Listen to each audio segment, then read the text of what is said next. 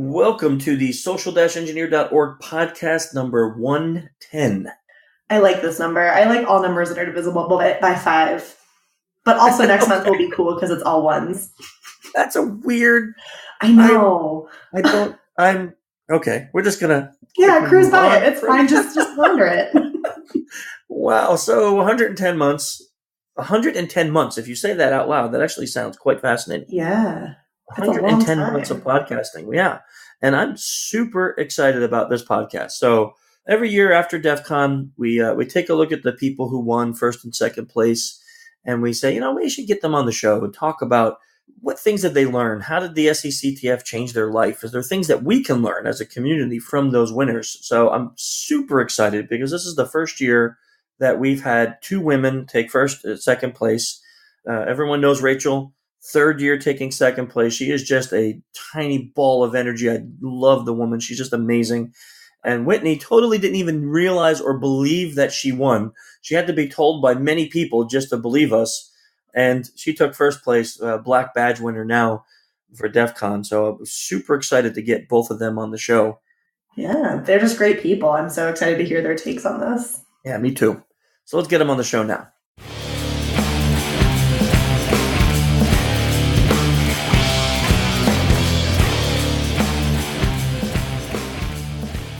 Whitney and Rachel, nice to have you both, ladies. Welcome. Thank you. I'm excited. I'm excited. Same. So let's talk a little bit about, first of all, who you are. Okay, so Whitney, you're a security consultant for Rapid7. I'm sure that does not define who you are. So tell us a little bit about you. Oh, goodness. Where to start? I'm a very complex human being. Yeah, so I guess just professionally speaking, kind of working backwards, I've been with Rapid7 for about a year, and I've been working as a security consultant, doing penetration testing of, networks, wireless, mobile devices, and then, of course, social engineering, which is awesome. Before that, for about 5 years, I was at Microsoft, and I was on their O365 Red team for about 2 years, and prior to that, I was on the Skype, previously known as Link, and team, and I was a software engineer. With my career, kind of come over to the pen testing side and absolutely love it. I'm married. My husband is in medical school, and so yeah, we just have a little fur baby dog, and that's me. That's my family. Fur baby. What kind of a fur baby? Question. He is a golden retriever. Don't tell him. Not a tiny one. Don't tell him. No, it's great. I love dogs. I have a Mastiff. See, I don't mind sharing. Sure you do. Sometimes when people refer to them as fur babies, they mean they have these little tiny dogs that really aren't a dog. It's just like a fake cat that barks. I will also refer to my pets as fur babies, and they are giant dogs. Yeah. So I get it. That's good. I like that. And Rachel, I think everybody knows you because you've been here before, and you're scary. And so besides producing videos that induce nightmares that could be akin to a red nightmare, well, tell us a little bit about you. I guess that's all I do is just make videos to scare Chris. Yeah. I also spend time with my fur baby. He actually is a fur baby because he's tiny. He's a Lhasa Apso poodle mix. So if you want to drop kick him, you can. No, I'm kidding. Please never do that. No, I do not at all. That is not allowed. So I am the CEO and co-founder of Social Proof Security. My husband and I co-founded that security company, and we do social engineering training and pen tests, which is really cool. I also work at Course Hero as a senior UX researcher. And I actually see UX research and social engineering as, I think, 2 sides of the same coin, because it's basically just getting somebody to elicit information about themselves that they might not, originally have planned to share. That's kind of what I do now. That's what I spend my time doing.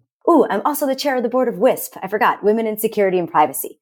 Yeah, and you do a lot of great things with that, helping women get to different security conferences and trainings, and some really great things that you do. Thank you. Only able to do it because the community donates like a lot of money. They're awesome. So yeah, we definitely have a very generous community for sure. Yes. So if you're listening, you may be wondering, okay, why do we have these 2 wonderful ladies sitting here on the podcast? It's because they are the first and second place winners of the 9th SECTF, that's the Social Engineering Capture the Flag, at DEF CON 26.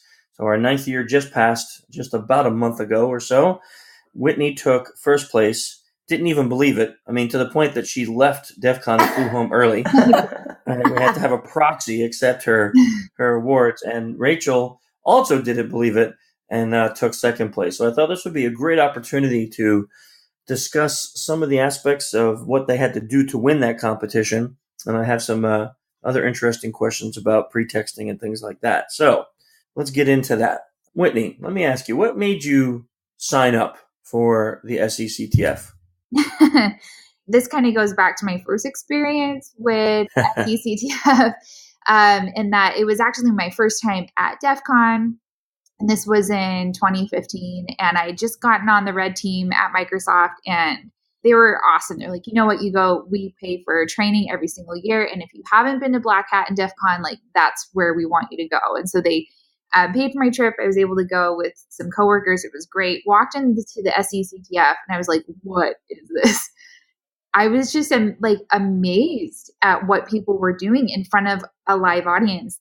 It was around lunchtime because Chris announced, like, someone had just finished. He was like, hey, we had, 2 people not show up. So if any of you just want to like hop in and give it a go, like just come up to the table afterwards. And for some reason, like my body rose out of the chair, and before I knew it, I was sitting I was like, hi. So you were possessed by social engineering. Yeah. I'm like, I have 0 experience with this, but I want to do it.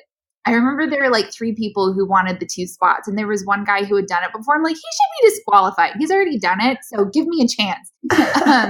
He gave me a chance, and it was around lunchtime because I had about an hour to prepare. He handed me, he's like, here's a terrible report that the person wrote. I'm really sorry, but we'll see you in about an hour. And I was like, okay. So I went back to the hotel room, and I didn't even know what a pretext was. My pretext was I was going to be an employee from Microsoft because that's what I was. I was like, just try and be who you are. And I like looked at the flags. They were kind of in a jumbled order. I wasn't even sure what I was asking for. But long story short, got in the booth, had a hell of a time, just loved it, loved every minute of it. It was really fun. I felt kind of in an element that I'd never found myself before. Ended up getting on the phone with a really chatty security guard. And when I met up with Chris later, he told me that I had taken 3rd place overall, which he's like, this person was like in last place. They had like 0 points. So the fact that you took 3rd just shows how well you did. And from that moment, I knew that I wanted to compete for realsies at some point. But the next year, I was actually out of the country presenting at a different conference at the same time as DEF CON. And then the year after that, I contacted Chris in like June. And I was like, hey, Chris, remember me from like 2 years ago? I want to compete. I don't know how it's possible, but like Chris laughed at me over email. Like I could hear. It's so true. And, like kind of the mocking. And he was like, oh, Whitney, like we chose people months ago. And I thought I was ahead of the game. Like, oh, it's not till August. Like I'm contacting him in June. And so I missed that year. And it wasn't until this actual year when I started stalking the webpage in January that, believe me, that's how early you have to like actually apply to get into the SECTF. I was very naive. This was actually the first year I was able to compete for real. And I'm so glad that I did. Winning is an amazing experience, but being able to compete beginning to end was totally different. And it was great to actually see like all the work and preparation that each of these contestants go through. And so that's why I competed, is I knew I wanted to do it for real, and I came back and I did. So I just learned something new because I knew the whole story, but I did not know that was your first DEF CON. Yeah, that was my first DEF CON. Mm-hmm. Yeah, I did not know that. That actually makes that whole story even more amazing. Yeah, I am super impressed. Yeah. Like, let me just, have an out-of-body experience and dominate at this. I was naive and innocent. I didn't have any reason to be afraid. Yeah, that's amazing. Now, Rachel, this was your 3rd year, right? This is my 3rd year competing. This is my 4th DEF CON. Yeah, so your 3rd year competing, and it's your 3rd time also taking 2nd place. Consistency. And that's your first time not taking second place to a Chris, which is a big deal. It's such right? Whitney, thank you so much. I'm so glad. You broke the Chris curse. Yeah.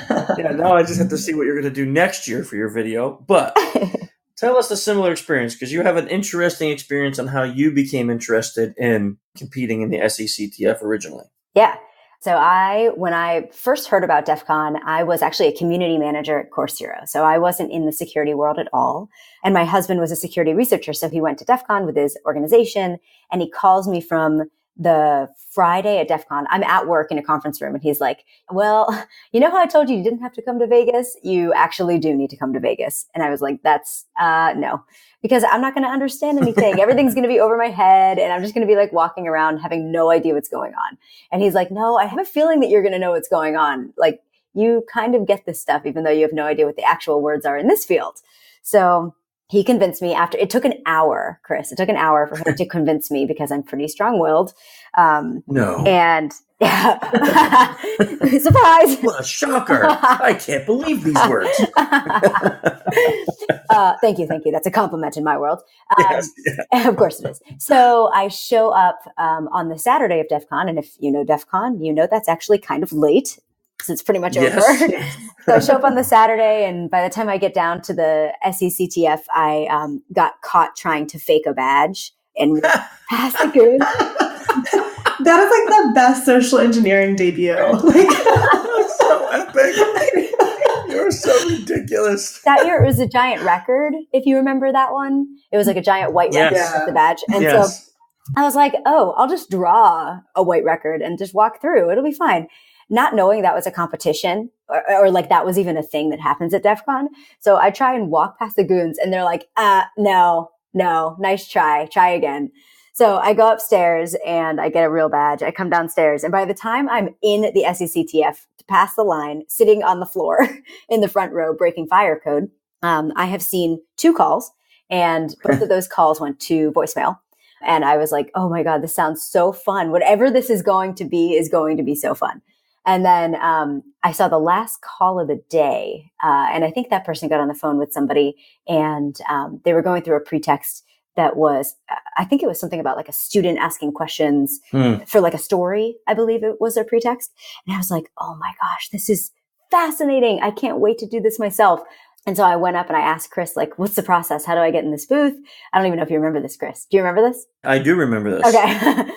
So I went up to you and I was like, you were very excited. Yes. And I was like, whoa. I was like, what do I have to do? I need a defibrillator. I'm too excited. Can you please tell me what the process is? And you were like, well, you need to basically apply in February and, get your stuff together and make it happen. Read a bunch of books. And so that's exactly what I did. And then you let me in, because you are a kind soul, even though I had no idea what I was doing yet. You earned your way in with that video, okay? Because to be honest, you set the bar. Like before you, and this is not even flattery, this is just reality. Before you, we were getting videos normally of people sitting in front of the camera saying, I should be part of the competition because I read all your books and I love social engineering. And we were just like, okay, they didn't curse, they didn't get nude, so we're good. There was a couple people who did some entertaining things. That was cool. There was a couple videos we had from the past, but then your video came, and it was like, this is a new bar. And when we show your video at DEF CON, people were like, oh, that's the things we should be doing. And that changed for all the future years. So yeah, your first video was, I remember I got it. I think it was midnight or 12:30. Oh yeah, I sent it in the middle of the night. Oh yeah, I'm sitting at my desk. I'm prepping for DEF CON. I'm doing a bunch of judging of different things, and then I'm sitting here and I'm like, oh, I got a video. Let me go check it.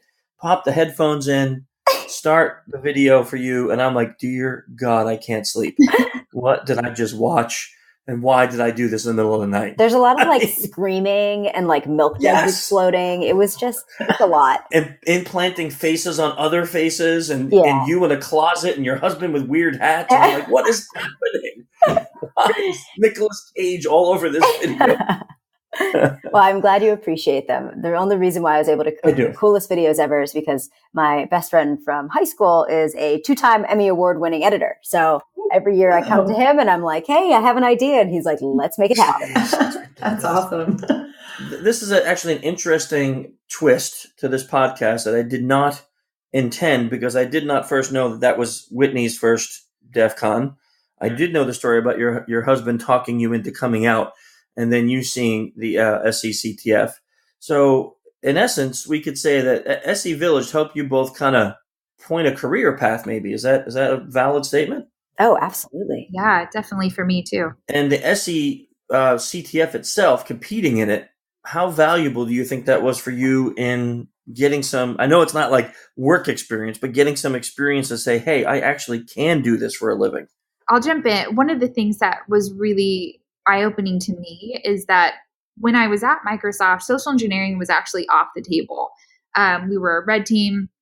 It wasn't something that we were allowed to do. And after my experience in the SECTF, I was actually able to convince my superiors to let me do a form of social engineering for one of our engagements. And the funny thing is, there was an area, HoloLens had not been released yet. It was very secret. It was under code name. Like, we knew that people were working on something, but no one was allowed to know what the heck was going on in those buildings. Like, okay, you can social engineer your way into this building, but you have to be very careful. Anyway, I saw a guy carrying a lot of boxes, and I was like, oh my gosh, let me help you with that. And he was like, oh, actually, you know what? Your badge won't work. And so he handed me his badge to badge him into all these doors, which I followed him in after. And when I got into the room, I looked around and I was like, oh, I am somewhere that they don't want me to be. I know that feeling well.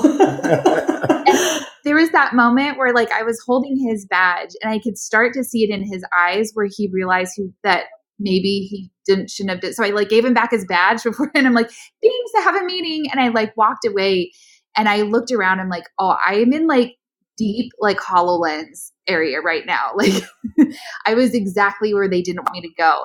So we kind of made some parts of the report vague because I didn't want to get fired.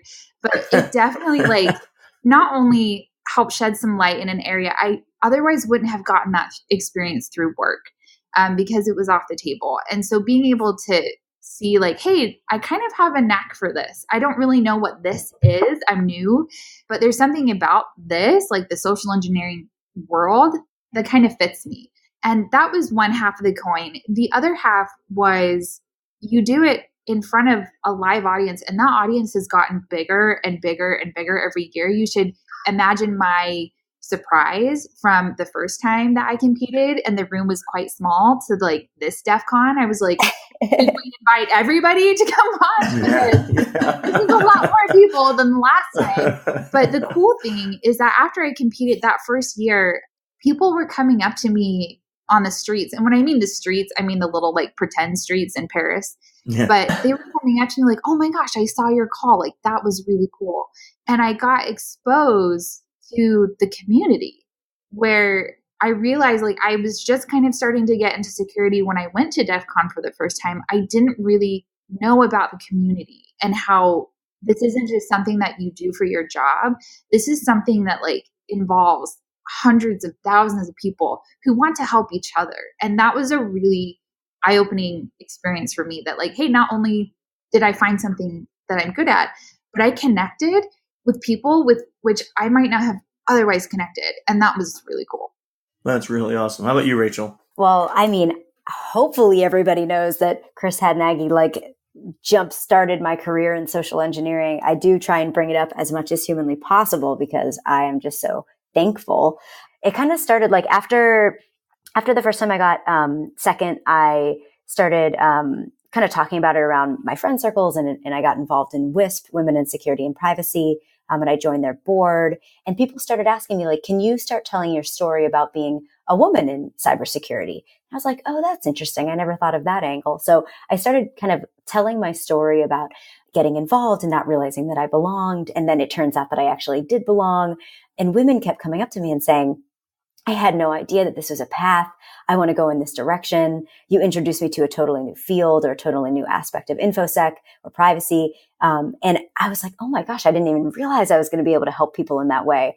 And so the talks kind of started from that angle. like the women in security and privacy, lending my experience, helping women get involved in the field.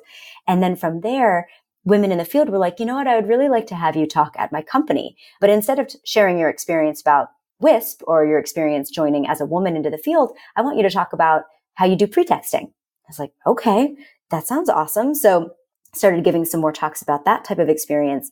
And then other members of the community in SE started saying, hey, it sounds like you're really into OSINT. Like, let me tell you what I know. Let me chat with you over Skype. So I started getting different mentors in the field until I was able to mentor people myself, which was so cool. And then eventually I ended up co-founding a company with my husband because I started getting requests from people to do trainings in their offices and do OSINT assessments, just like I did for the SECTF. And then it's grown from there where I can do it outside of the SECTF context and help people understand where there might be data leakage for their company and maybe do a vishing penetration test or training for their company on what we found. So it's pretty amazing to see how the SECTF has helped me professionally and personally to be able to grow in the field. And it's really a once in a lifetime type of experience. Like if somebody's listening to this and they're wondering, like, is this something that's good for somebody who's new in the field? Like, absolutely. This is one of the great ways that you could participate at DEF CON and break into a field that you might not have realized you belonged in before. No, and I want to highlight something that you do too, Rachel, because I think this is valuable. You hold a class every year before DEF CON that is free to people who want to come. What's the nature of that? Yeah. That class is for competitors. So basically trying to teach people who want to be in the SECTF or who are going to be in the SECTF that year about how to be prepared for DEF CON. So good OSINT techniques, how much time it's going to take, helping people understand how to write their reports well, things like that.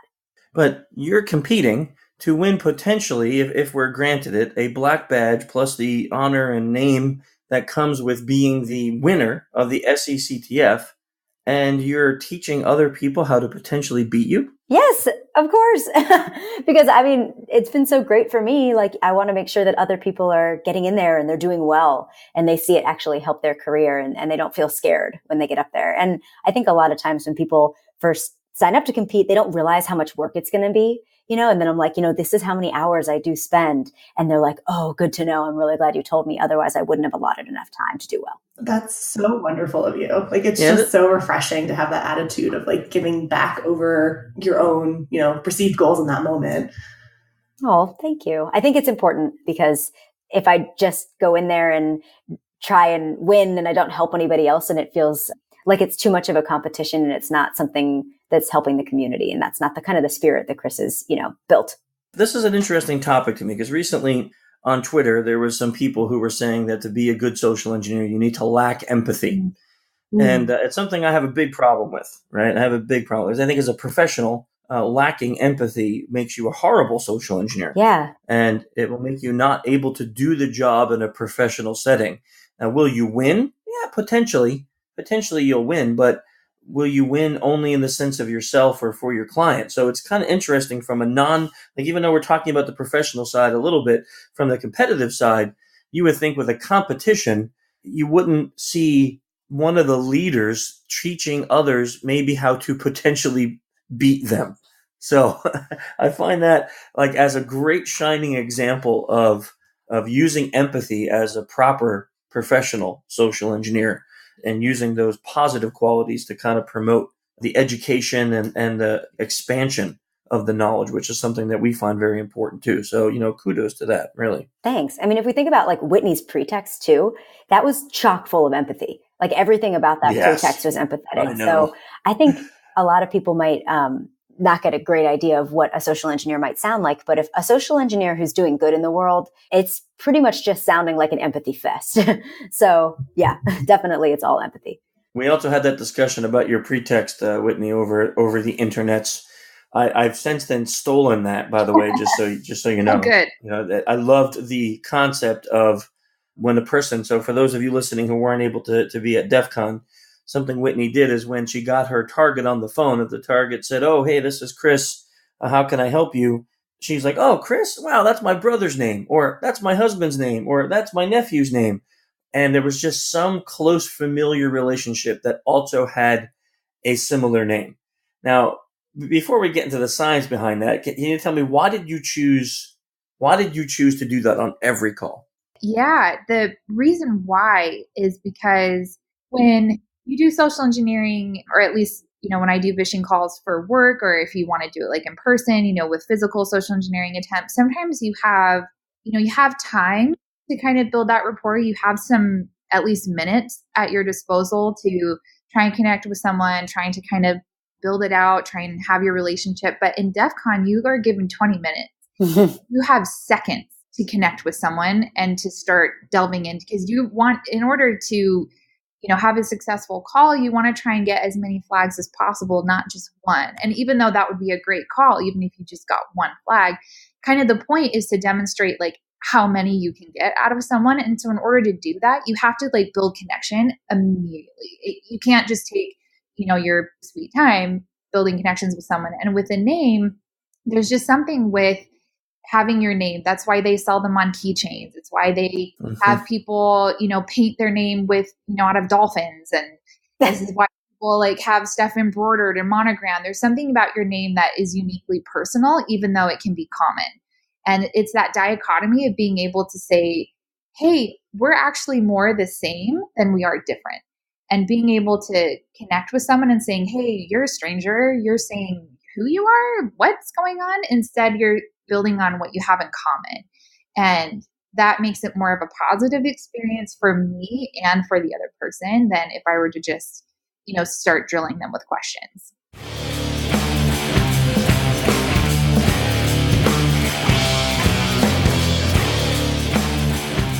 So, Kat, let's take a quick break from the show to talk about what's going on in the world of social engineering. So many things. There are many, many things. But before we actually get to that, I just need to mention a couple quick things. And that is, since we're on the topic of DEF CON and the SECTF, I want to talk about our sponsors, because DEF CON this year was amazing. The room was huge. It was packed. We had so many great things occur, a new booth, some really awesome prizes. And all of that happens because we have some really great sponsors that not only support us physically, but support us financially. So KnowBe4 was a first-year sponsor this year. They offer some really great security awareness training. So Stu and some of the crew were out there physically in the SE Village supporting us, but really helped us financially. Hillbilly Hit Squad, which I know is a great name, but Chris Roberts and Chester and those guys have been supporting us now for a couple of years. They hate the publicity, but I don't care, guys. You're going to get it because you're so generous.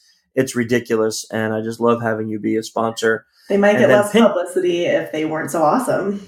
I would agree with that. Yeah, so it's actually your fault, guys. Yeah. Sorry, it's your fault, not our fault. Your fault. Stop being awesome. No, actually, don't. Don't stop being awesome. And then Pindrop, which I think we're on the 5th year with these folks, maybe 6 years that they've been supporting us. So they've been our longest running sponsor that has stayed with us. And they're back again this year, just helping us out and really spreading the message. So truly appreciate that. But also DerbyCon right around the corner. When this podcast comes out, you'll actually have already been there. And DerbyCon would not have occurred if it wasn't for the help of Red Sky. So I want to give a shout out and thank our sponsors for helping us with those events. Now, let's talk about what's going on in the world of SE.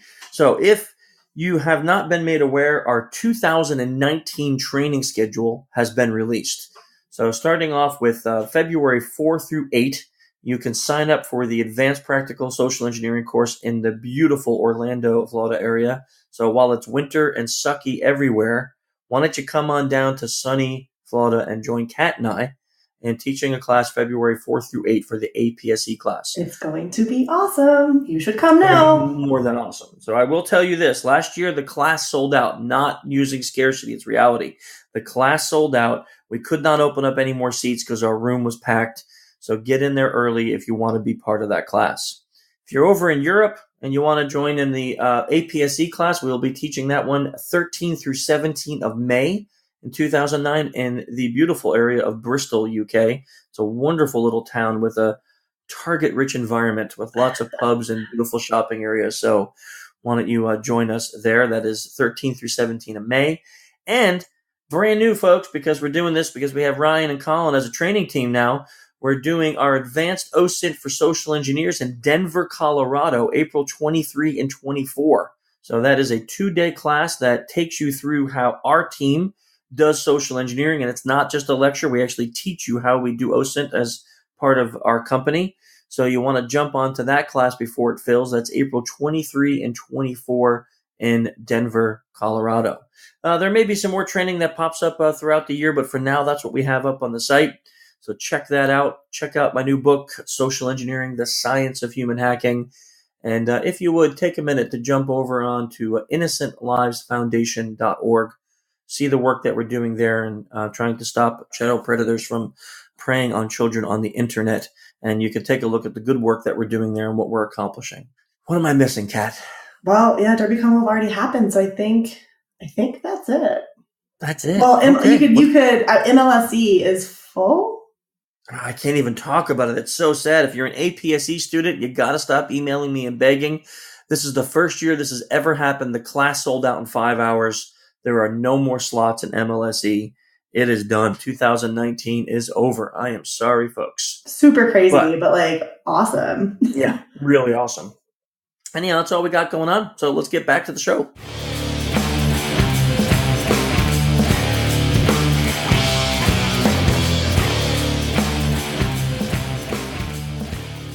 Researchers have done tons of research into something they call the tribe mentality. And you created a small tribe, which is people with the same name in their lives. And it's impossible to not feel rapport with you. It really was fascinating. You can almost hear the smile from every person through the phone. Yeah. I was sitting there like, oh, dear Lord, I am stealing this even before she gets off the phone. This is stolen. Well, there's so many different ways you can work with that. It's like, oh my gosh, your name's Jerry. Do you spell that with a G or with a J? You know, have anyone ever called you like Gerald? Is that your full name? Like, even with a name, you can still kind of ask questions and build even more rapport. It's like, oh, your name is Kathy. Do you spell it with a C or a K? Mine is with a C. People always spell it with a K. You know, and from that, you can just have a conversation. You can start slipping in flags as you go along. I think the other really awesome part of that strategy is that you were literally using all the tools you have available. Like, this is the one piece of information I might have to go on. I'm going to use it. I'm going to find a way to incorporate it to elevate my pretext. And I think that is wonderful. Well done. Thank you. And it makes it fun, kind of starts it off on a more fun note than like, I'm explaining who I am, who are you? You know, it just makes it a little bit more light. So I'm glad you're stealing it. I hope everybody steals it. It's a great way, especially if you're nervous. It's a great way to kind of get past those nerves because you're talking about something that's, you know, kind of non-essential. It just kind of makes it easier to get in the groove. I love it. So on the OSINT portion, how long did you spend doing the OSINT, Whitney, for your target? So I ended up doing probably around 50 to 60 hours. Some of that was for the reporting, and a lot of it was just kind of doing some additional stuff that maybe wouldn't be consequential to a report, wasn't necessarily gaining flags, but it was just being familiar with the company, with their policies, you know, where are they located, what sorts of things are they into, just looking through pictures. But yeah, it was definitely a week, 2 weeks worth of work for sure. Rachel did like 3 times as much as anyone else combined. So. Rachel, how long did you spend doing OSINT for your target? Oh, I feel like I have to choose like a lower number than it actually was, because if I tell you how much it actually was, you'll be like embarrassed for me. Okay, but tell us how much it actually was. The number that I say is 150 hours, and we're going to stick with that. It goes up. You need help. I know. You need help. I am aware. So last year, my target was so easy. It was awesome. I went on WikiLeaks. I found everything. It took literally like hours. And then I spent the majority of the time looking for the rest of the flags, just to make sure that I could like try and get them all, right? This year, it took me like 30 hours just to find the first like 3 to 5 flags. My target was really challenging, which is great. Like, it's good to see that they were shut down and really locked down with their information, but they have a crowd that's a little bit older. That means that they're going to share a little bit less. They're going to share a little bit less on social media. And they also don't have access to Wi-Fi or the internet. So it was challenging for sure. But you claim they were shut down, but your report was 100 plus pages. I know. Yeah, right, Whitney. Yeah. And I have to read this and grade it. Yeah. Yeah, I have a life and a job, Rachel. I'm so sorry to your family, but I don't know. I want to find all of the flags, and I will stay up until I find all of the flags. I can see that. So let me ask you this now that we have that established. Okay, so we got 50 or 60 hours. We got 150 hours. How important, Rachel, let me start with you. How important is this OSINT piece, do you feel, in your success over the last 3 years of competing? Oh my gosh. I mean, if I didn't get all the flags this year, there's no way I would have been able to secure second place because my calls were so challenging because I didn't have the internet. So it's one of those things that as soon as I saw that they only used a wired connection and only some folks had access to that wired connection, I knew we were going to have a serious challenge on our hands when I got in the booth. So I was like, if I don't get every flag, it's very unlikely that I will do well in this competition. And Whitney, how important for you was that OSINT piece of the puzzle? Yeah, well, and just to, piggyback off of Rachel, can you imagine what her calls would have been like if she didn't already know that they didn't have access to the internet? She would have been completely blindsided, but she went in knowing that piece and it changed how she competed. And I say competed, even though I know we're like all part of a community, but in the end, like you want to do well. And I think watching how well she succeeded despite her challenges was super inspiring. Just want to like throw out that little tidbit. Oh, thanks, Whitney. Throwing you some love. Once you've been in that booth, when you watch somebody else do it, it's just your respect like just explodes for them. You're like, oh my gosh, you're amazing. Because it's so hard once you've done it yourself. But for me, there was a complete difference from the first time I had hardly any OSINT. I had maybe like an hour to read a report that was very patchy versus this time around, I was able to actually go through and do OSINT on my own. And even with that, I had kind of a lot of stuff that just kept cropping up in my personal life that just took away the time that I wanted to spend on it. But for me, it helped give me confidence that when I was making the phone calls, I felt prepared and I felt that I knew enough to fit in with the company, to at least like put on that camouflage of, hey, I know who I am because I can name drop. I, have all of the right things that about your company. I know about your badges. Like you're able to just blend in enough that people kind of keep their suspicions low. And then the conversation is able to continue longer and longer and longer, the more that you're able to kind of wear that company camouflage. And so for me, it really facilitated the ease. I kind of like to call OSINT is the soap that gets you out of sticky situations. It's sometimes because people will challenge you. And I got challenged both times that I was in the booth. And if you're able to have enough of the OSINT behind you, you can kind of get through those sticky questions. You can kind of get through those awkward moments in the conversation and smooth them over a little bit easier than if you were just completely blindsided and you didn't know anything. Shout out to Whitney for some amazing analogies. Yeah. I love the soap one. I'm definitely going to steal it.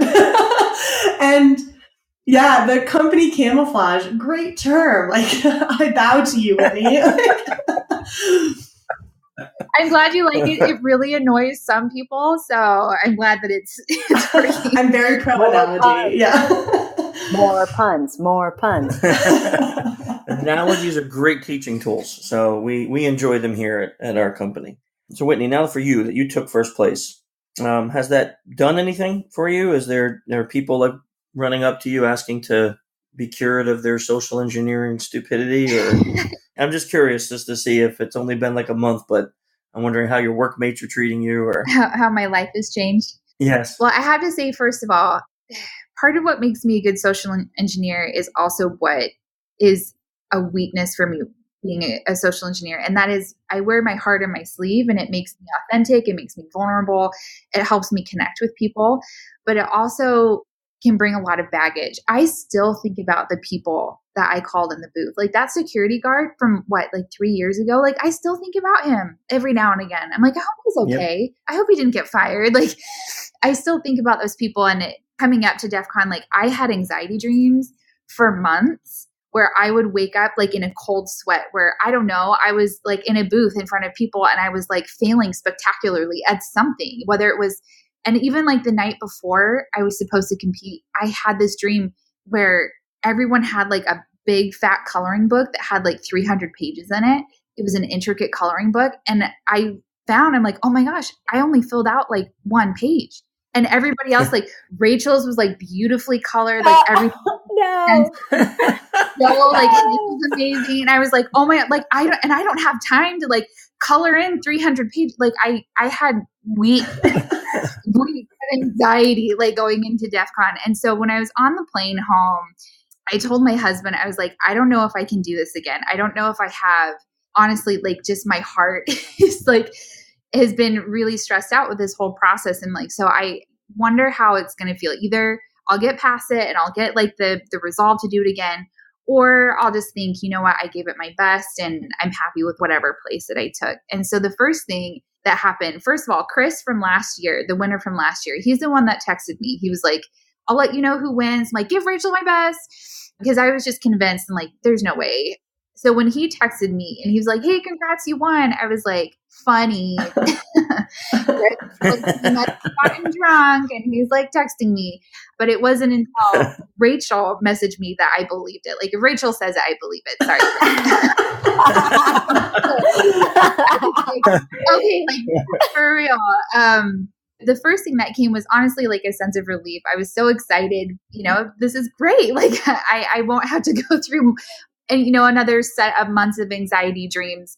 So just saying that there's hope out there. Like if you have anxiety with social engineering, it doesn't mean you're not cut out to be a social engineer. It just means we need, you know, to have coping mechanisms with it. So that was one aspect, was just kind of the relief to know that I did my best. I put my heart into it, and it was great to know that it worked out that way. And it worked out in my favor anyway. The second aspect was being able to be more involved in the community has been amazing. I had, I think, 10 followers on Twitter, which I think was mainly like my mom and my boss. You know, this is nothing compared to both of your Twitter followers, but I'm closing in on like 1,600 as of That's awesome. today. And it's great to be able to have that experience like with the community, a little bit of a bigger footprint to reach and to connect with people and to follow more people. And to actually, I started live tweeting some of my physical social engineering engagements instead of my phishing engagements. You know, these are the problems that I did, and this is how I overcame it. And it was great to connect with people and say, hey, that was a great idea. I'm stealing that. There was one on my physical engagement where I held a door open with a Band-Aid because that's all I had on me. And people were like, this is the most amazing thing I've heard. And it's just great to have that presence in the community and a little bit more of a give and take.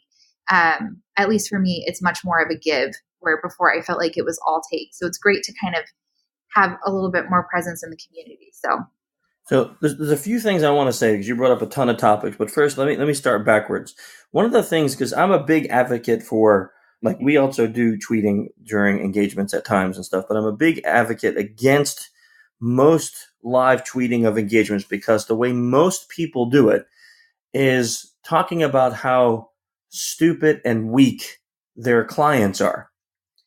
And what I really appreciate about the way you handle it is, I think there was even one recently where you got caught or something bad happened to you and you tweeted that. Yeah. And I'm like, see, this is what I appreciate about people who can live tweet things without making their, so I'm thinking, you know, you're not mentioning your clients, and that's fine, but your clients may be following you. And if you're on there going, look how dumb this security guard was, and I got right through because he was not paying attention. Well, your client sees that. Now they feel bad about hiring you because you just humiliated them publicly. But the way you do it, you tweet some of your mistakes. You tweet when you get caught, but then you also give really great ideas without making the client feel dirty or used or bad for having hired you. Yeah. So kudos to that, really, on being able to handle that properly. A lot in our community can learn from you on how to do that properly and not have to just be self-aggrandizing while cutting down the customer. Thank you. Yeah. I really appreciate that. But I wanted to kind of ease your conscience a little. So I think it's a valuable lesson to hear that you worry about the end user. From an SECTF perspective, a couple things to ensure that you can rest easy. One, we don't record the calls, of course, that's illegal, but we don't even digitally record the names or the phone numbers that are called. So if a target company calls us, which happens every year, most of them call us and say, we'd like to get our data. When they get the data, they're not told what numbers we called. So they could never identify that security guard. Mm-hmm. We tell them the flags that were obtained, but not how. we tell them a pretext that may be used, but not against whom. So they can't identify the person or persons that were called in order to punish them inappropriately. Our focus when we talk to these companies is always about how you need to do more education. You need to help your employees learn how this is a vulnerability and not punishing the one person who fell for it. So there is very little to no likelihood that any of the people you called could be identified and or relieved of their commission because of your call.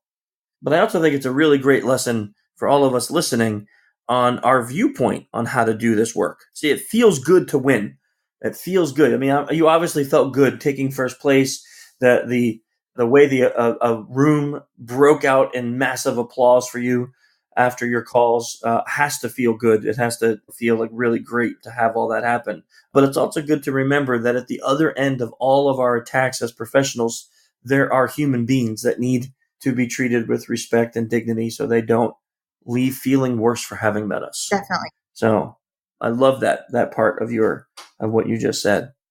Rachel, curious on a different question. So now that you've done this for 3 years in a row and you continually train, what's the future of this for you? The future of SECTF or the future of me and SE, like in social engineering? Ooh, how about both? What's the future of you and SECTF, first of all? The future of me and SECTF remains to be seen. I like to keep it mysterious, so we shall see. And then the future in social engineering is so bright. I mean, I've been so lucky, and I really do feel that training under you, Chris, has allowed me to approach social engineering in such a positive way, in such a way that doesn't hurt people and, is a net positive for people. So I've been lucky enough to have a lot of clients, and it's just going to keep on going. So I'm really excited, and I'm excited to keep traveling and telling my story and hoping that people can learn a thing or two and also bring something back to their org and maybe even me to their org. So if you win, let's say you take first place next year if you compete. Are you going to keep training? You're going to keep doing that class for potential competitors in the SECTF? Of course. I mean, it's a really challenging thing to do. And I feel like if you don't know what you're signing up for exactly, you don't know exactly how it's going to go or how much time it takes, it can be a very daunting process. So one person that I've really loved working with is Vince, Vince in the Bay. Yeah, he's great. He is amazing. And so when I first went on his podcast to tell my SE experience, I actually introduced Vishing to him and the SECTF. And then the next year he competed. And then I went on his podcast again and we talked about pretexting. And then he went on in the booth again. And it was just so cool to see that he's been to all of the trainings. We've talked so many times. Each year we do debriefs. And then to see how he crushed it this year. Like, I kept doing standing ovations. I'm sure it was really distracting for him when he was in the booth. But I was just so excited to see that somebody could move from being like, I really don't know how this is going to go, to like a really confident, amazing performance in the booth. So yeah, that's one of my favorite things. I don't think I'd stop doing that. That's a great success story too. Yeah. So maybe the biggest burning question before we start wrapping up is I've offered you both jobs in the past and you've both rejected me. That really, really hurts. I just want to bring that out there publicly. And I think the public wants to know when we're all going to join forces. Let's see. Maybe next week. Okay. Look at Whitney is silent. Dead silence. Just kills I don't know. Maybe you need to come work for me, Chris. Ooh. Okay. Hey, you know what? If the pay is right, I will gladly come work for you. One final thing on this year's SECT. I think this is the first year that we've had women in first and second place. That's what's up. Yeah. Amazing. So that's also really exciting considering where our community has been in the last year with all of the problems that have existed, not just in our community, but everywhere with the Me Too movement and how women are being treated. It's really nice to see a spotlight being shined on you two, and not just because you're women, but because you're capable. You've accomplished this amazing thing, and you really earned the place and spot that you both have here in this village. So congratulations to both of you. Thank you. And Whitney broke the Chris curse. Yes, finally. Although it would have been, there was only one Chris in the whole competition this year. I know. And I was really, because we chose the competitors before I saw your video. Or no, actually, no, that's not true. There wasn't enough Chris's to choose. We were trying to find other Chris's to join just so we can have many Rude. Chris's. We were. Well, actually, my middle name is Chris, so. Is it? Oh, no, I'm kidding. Oh my God. You were so Oh my God. Whitney, my heart just dropped. I fell for it. I actually felt legit fell for it. Yeah, I legit fell for it. Whitney, I can't stand it. I'm telling you. Okay, so Whitney, if people do want to follow you on Twitter, or if they want to keep in contact with you, interact with you as part of the community, how can they do that? So my Twitter handle is Whitney N. Maxwell. So that's a great way to connect with me, follow me, see what I'm up to. Okay, I'm going to write that in the show notes, Whitney N. Maxwell. So if you want to follow her, we'll have the link there to her Twitter account. And Rachel, if people want to know more about you and your career path forward and follow you or get help in next year's SECTF, where can they do that? Yeah, they can follow me on Twitter at Rachel Tobac. It's just my full name. And then if you want to know more about how to compete in the SECTF, we do that every year through Women in Security and Privacy. So you can join WISP at WISP.org. If you're a woman, or if you're not a woman, you're just an ally, or you can join us on Facebook at Women in Security and Privacy. And we have all of the talks that I do with the trainings for SECTF up on our Facebook, and we post them on our Twitter as well. So you can find them there too. That's phenomenal. Okay, one question we always ask every guest, because we have avid readers and we've been collecting a book list for the last, I don't know how long we've been doing this now. Like it's been over. Forever. Yeah, I mean, we're 110 episodes in, so it's like almost 9 years, I think, right? So we need to recommend, and again, it doesn't have to be a book about security or about anything we're talking about. It could just be a book or more than one that you love because it's something that you read and changed you, or something you want to recommend to others. So Whitney, why don't you give us some book recommendations? Okay, I'll try and keep this short. You're a reader. So first of all, Harry Potter series. Yes. Yes. And also, like, with that, to recommend another podcast, Harry Potter and the Sacred Text brings another layer to the Harry Potter series, which I just absolutely love. So Harry Potter series, in terms of fiction, I really like the book Midnight Line by Lee Child. Beautiful descriptive language. It's just kind of a mystery. It's just an awesome book. In terms of kind of helping me move my SE stuff, Crucial Conversations is an amazing book. It's really helped me just with relationships, not just, with work or with, SE. In terms of a book that actually kind of changed my life is Smart Women Finish Rich.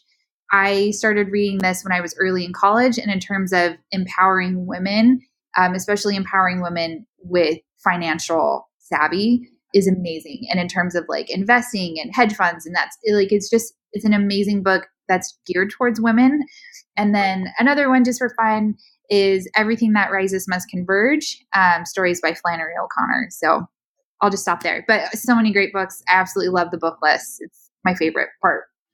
Thank you. And I'm writing all those down, so those will be added to the show notes as well as added to the book list on SE.org. Thanks for those. Some of those I've never even heard of, so I'm fascinated to check some of those out. I always like it when we get book recommendations that I've never read or heard from, because now I'm fascinated. Yeah, it'll probably also be added to my Amazon cart in addition to those locations. Making me spend more money. Yeah, here goes my paycheck. 2 books. Whitney. Thanks, podcast. I see what you're doing, Chris. Well, I don't even get a commission off it, so it's not really good for me. So, Yeah, Kat, maybe you should start with the Smart Women Finish Rich. Oh my gosh, Whitney, can we please be best friends? I love you. Wow. That was a downward smacking motion. Okay. I just want to it's like an upward pat on the butt. So yeah, or that. Yeah, with a fist. Wow. Hey, Rachel. Hi. you have any book recommendations for our listeners? Yes. So my favorite book related to SE would probably be Cialdini's book Influence, The Psychology of Persuasion. That's a really important book that has helped me understand how social engineers use those principles of persuasion. And then my favorite subcategory of books is memoirs written by female comedians. So I could go through an entire list of that, but I'm just going to say Tina Fey's Bossy Pants is a fantastic book, and it doesn't really have a whole lot of relevance for social engineering, but I'd highly recommend it if you just want to understand more about how to live your life. I feel like she's a great teacher. And then I'm going to go a little off the rails. I know this is a book list, but I listen to a lot of podcasts. So feel free to cut this if you're like, this is not what I wanted, Rachel. That's okay. One podcast that I feel like really helps me understand influence is Masters of Scale by Reid Hoffman. That's a fantastic podcast that helps understand. If you want to know more about influence and moving fast and things like that, that's great. And then another one is How I Built This by Guy Raz. Excellent. No, we will add those because you can never turn down the invitation to gain more knowledge. Yes. So I am big into that, and so is our SE crew. So we'll add these things to the show notes. Honestly, we never usually go this long, 54 minutes here just in the main section, because it was fascinating and truly enjoyable. Both of you are a great example for the community. I can't be happier when we have people who win the competition and take the spotlight, and they're people like you two that make the community better, make people feel better for having met you, and do it all with empathy and with understanding on how this needs to work as a career path. So I just want to seriously thank both of you for what you've done for the community and for putting the awesome effort into this podcast. I'm sure it's going to be a much downloaded and listened to podcast for many, many people. Well, and thank you, Chris. You've done so much, not just for me and Rachel, but for the community as well in setting up this. Everyone should know the DEF CON SECTF was not always this way and this amazing, that Chris has honestly made it that way along with Kat and everyone at socialengineering.org. It's just honestly phenomenal, and it's grown in popularity for a reason. So my thanks to you as well, and to Rachel, who's just made the bar higher and higher every year. Yes. I'm glad. Thank you, Chris. I'll see you at DerbyCon. Awesome. Yes. So just to kind of end it, Rachel is being on a panel. This is not even a joke. Okay. This is not a joke, but the panel is Chris Hadnagy, Chris Silvers, Rude. Chris Roberts, Rachel Tobac. What? I did not plan it. That's horrible. Okay. I thought Grifter was on it. And then what happened is, I was going to add this at the end. Chris Roberts ended up not being able to make it. And Silver says, well, you have to find another Chris to complete your joke. And I'm like, what joke? And he's like, wait, you didn't choose all Chris's just to get at Rachel? And I'm like, oh, no, it just so happened that the people I know in SE are Chris's. And I invited Chris Nickerson, but he couldn't make it either. So it was going to be like 5 Chris's and you. And then I'm like, okay, just so Rachel doesn't hate me, I'm inviting Grifter. Yeah. So, I'm so Grifter. used to it. You should invite Chris Silver's wife, who is also Chris. But yeah, so it was gonna be an epic. I wish I had planned it. I didn't think of it as a prank. It would have been great. All the Chris's and you. When you introduce yourself on the panel, it's like, oh, hi, I'm Chris. And then the next person's like, oh my gosh, that's my name too.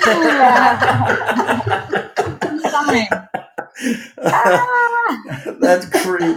Well, we're doing a panel on using ethics as part of professional social engineering. So who better to have on there as Chris Silvers, who won the SECTF last year, 2 years ago, sorry.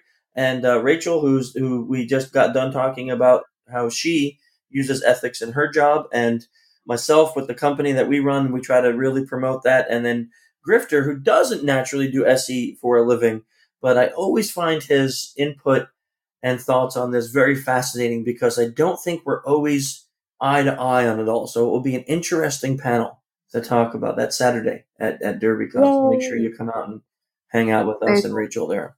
Okay, ladies, I can't thank you enough. This was awesome. Yeah, thank you. Thank you. We will chat with you all soon. See you soon. Yeah.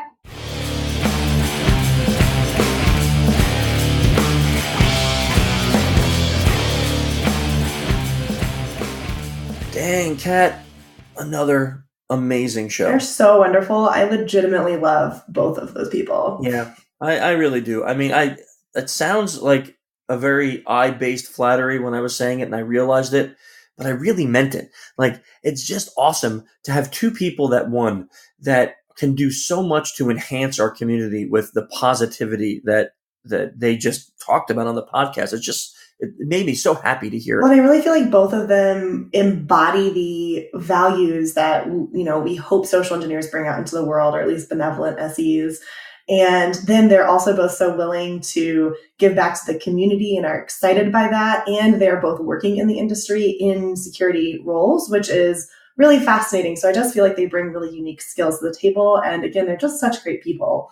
I agree. I mean, it feels like I should take their pictures and put them on the code of ethics and say, here's your examples, people, Yes. Really did. It was also a fascinating conversation because I learned some things about both of them. I think it's great to kind of have people talk about how important OSINT is and how important empathy is. Yeah. It's great to hear other people talking about it that aren't our team. Yeah, and I think because the SECTF is such a spectator sport, it's very easy to show up and look at those 20 minutes and not see all of the thought processes that go into what's happening. If you are just a casual observer, did a casual observer recognize Whitney's really excellent technique of connecting with the target's name? So it's just really wonderful to shed some light into all of the pieces that make up an SE gig, because that moment that you're breaking in, that moment you're making a call, the moment you're actually doing the work represents, 90% of the rest of the project and all of the prior work. And I just feel like they really illuminated that for the audience. Yeah, I would agree. And I loved it. The conversation was also super fun to the point that when I looked at the timer, I was like, whoa, we went over 50 minutes. This may be one of the longest podcasts we've done in a while. Yeah. Well, that's what happens when you get awesome people all the time. I would agree. So if you want to follow either of us, our corporate account, SOC Engineer Inc. And if you want to follow Kat on Twitter, it is CATMURD0CK, Kat Murdoch. And I am Human Hacker on Twitter. Our corporate site is social-engineer.com, and the free site with all the podcast newsletters, framework, code of ethics, and all that other fun stuff is on social-engineer.org. Stay tuned because we are working on the SECTF report for 2018. I will not issue a date right here and nail us to that, so we will be talking about that in the upcoming future. Watch the Human Hacker Twitter account for news on that report and the free webinar. I guess until next month, we'll see you. Stare into the embers on the 1st of November and remember you were born a true son.